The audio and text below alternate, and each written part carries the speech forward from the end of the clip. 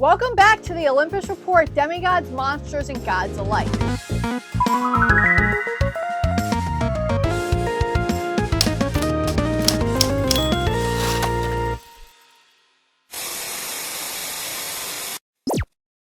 The Magnus Chase audiobooks are kinda a hot mess.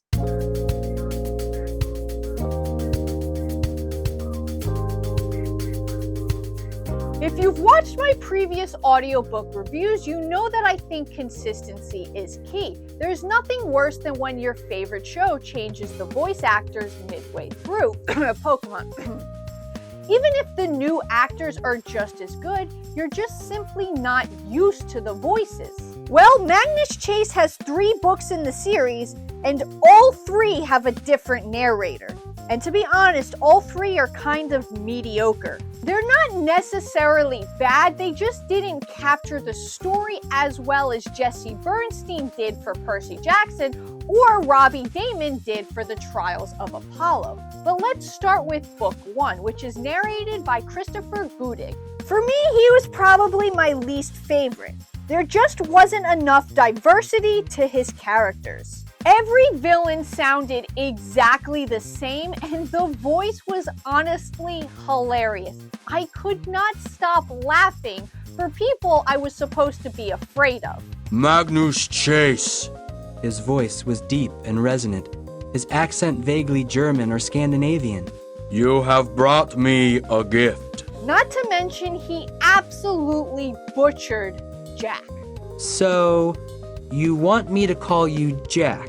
It is a noble name, Said the sword. fit for kings and sharp carving implements. I will say though, when he wasn't doing funny voices or accents, his natural voice was probably the best, and I think he captured Magnus's sarcasm better than the other 2. Well, happy birthday to me. Was it January 13th? Honestly, I had no idea. Time flies when you're sleeping under bridges and eating from dumpsters. Okay, now moving on to Book 2, which was narrated by Kieran Culkin. Kieran definitely had better voices, especially for his villains, and thank God he actually gave Jack some personality. Come on, you need to get out more. If you want to be my wingman, I can totally set you up. This spear has a friend. Jack! Fine. He sighed.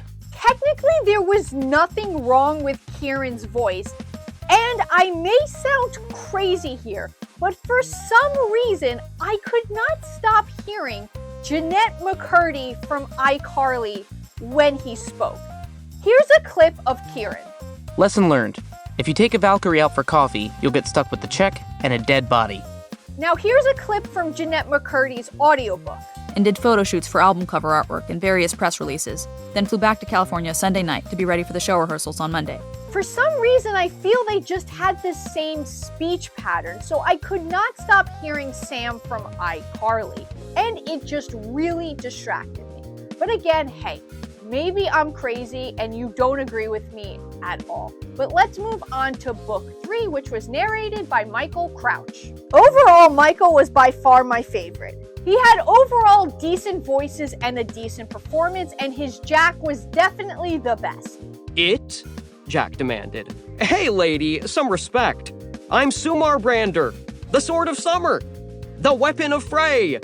I've been around for thousands of years. Also, I'm a dude. He was also able to do accents without sounding completely ridiculous. Mallory Keene scooted closer to me. Gunderson, why don't you take the rudder? Halfborn frowned.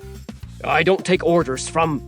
Mallory glared at him. However, in my opinion, he had the worst Blitzen. Makes sense, Blitzen grunted. God's saliva is an excellent crafting ingredient. And this isn't on him, this is more on the director of the audiobook, but at one point he accidentally called Annabeth Annabelle.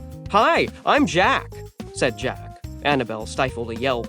Another issue you get when you have multiple narrators for the same series is they pronounce certain words differently. And you would think as a director, you would make sure you knew how to pronounce the words so the series was as consistent as possible, considering you had 3 narrators for 3 books.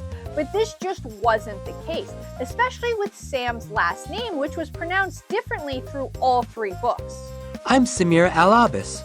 Samira Al-Abbas to do the same. Samira Al-Abbas and Does anyone actually know the correct way to pronounce it? Let me know down in the comments below.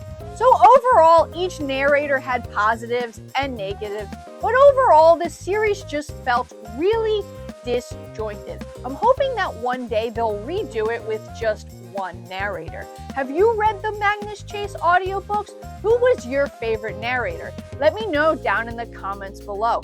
But until next time, I'm signing off, and please always remember to stay safe.